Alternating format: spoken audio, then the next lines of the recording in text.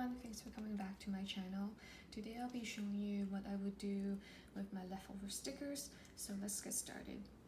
So here are some of the leftover stickers. Normally when I do use them almost up, I would either cut it up, similar to this one right here, or what I would do is that I would combine everything into all the leftover stickers to one sheet. Looks like this. I will group them together based on the category. For instance, here I have all the couple stickers here and some quick paper clip for noting in my planner. So what I'm gonna do is now I'm gonna combine the boxes onto one sheet. So I have the empty one right here.